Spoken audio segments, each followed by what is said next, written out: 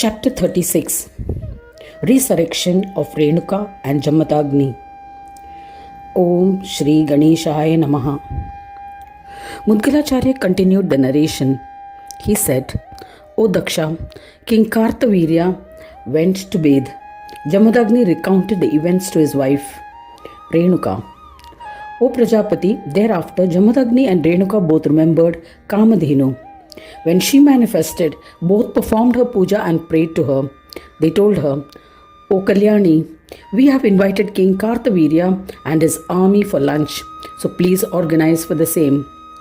Heeding to their requests, Kamadhenu created a massive town using her powers. The town was surrounded by fortifications. Within it, she created a massive, well-equipped kitchen filled with 4 varieties of food, namely edible, drinkable, chewable, and lickable. Seeing such an incredible creation in an instant, the Muni was overjoyed. O Prajapati, he sent his disciples to invite the king and his soldiers and served the excellent variety of food. The food served was relished by them and they were satiated. They then enjoyed the fruits and roots served as mouth fresheners towards the end of their meal. They also served betel leaves and betel nuts. The Muni honored them by offering garments. King Kartavirya was overwhelmed with his hospitality and bowed to the Muni. He asked for permission to return to his capital. While returning, his minister suggested that the king must ask the Muni for the cow as the Brahmin would give it. He said, the cow is like a precious gemstone. Without her, your immense kingdom appears to be incomplete. When the minister advised thus, the king was blinded by infatuation and became unsettled. He commanded his minister, request the Muni and endeavor to get the cow. On receiving these orders, the evil minister advanced with his army to the ashram. He bowed to the Muni and said, O Muni, please donate the cow Kamadhenu to your guest, the king. Jamadagni was infuriated. He replied, O great fool, I shall not donate the cow Kamadhenu, who is the embodiment of God. The minister was enraged. At the minister's behest, soldiers seized the cow, abducted her, and tried to leave the ashram. O Daksha, in retaliation, Kamadhenu created a massive army. This army killed all the soldiers of the king's army, including the minister. When the terrible news reached Kartavirya, he was filled with wild anger. Eager to wage a war, he arrogantly attacked the ashram of Jamadagni. Kamadhenu created a larger army and destroyed the vast army of Kartavirya. A fearful king fled the battlefield. Kamadhenu returned to Swarga, but the king could not forget the insult inflicted. He returned to the ashram and shot an arrow into the heart of Jamadagni. The arrow injured and killed him.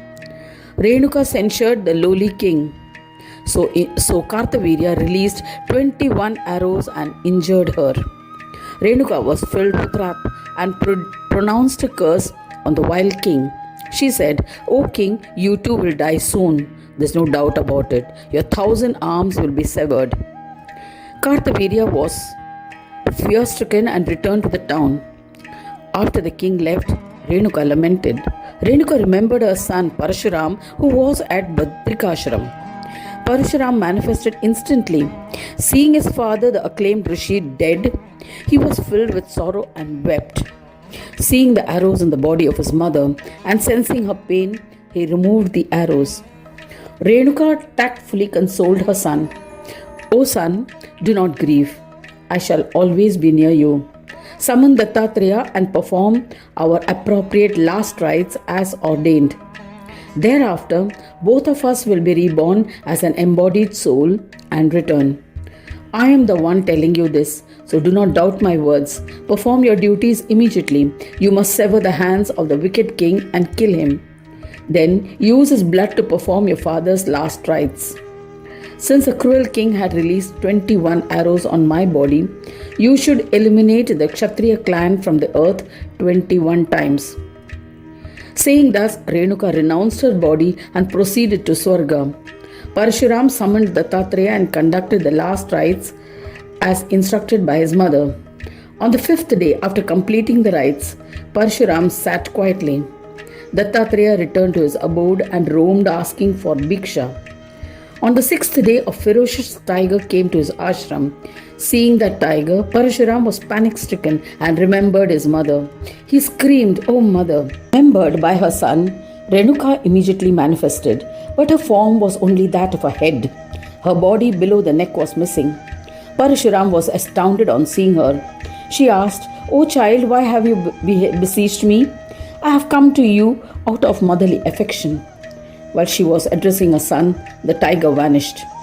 At the same time, the Dattatreya arrived there. The eminent Muni, who was well versed in the Vedas, asked, "O Rama, why have you beckoned our mother? Since only her head can be seen without the body, you must not have performed the appropriate rites, O Parashuram." Then Parashuram recounted the events to Dattatreya. Dattatreya and Parashuram then completed the last rituals. On the 12th day, they performed the ritual of offering pinda with faith.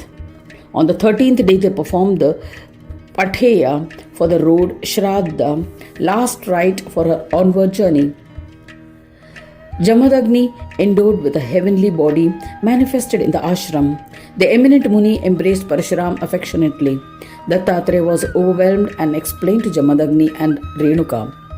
Dattatreya advised Jamadagni and Renuka to chant the Ganesha mantra with profound devotion, to be free of obstacles and to attain peace.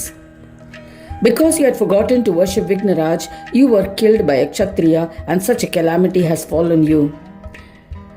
Saying this, he initiated them into the Ekakshara Maha Mantra of Ganesha. They both commenced austerities. Dattatreya was pleased and returned to his ashram. Parashuram stayed in his ashram to serve his mother and father. Thus ends the 36th chapter titled Resurrection of Renuka and Jamadagni in the third khanda of the Puranopanishad, Srimad Mudgal Puran, describing the legends of Mahodara, dedicated to Sri Gajanana. End of chapter 36.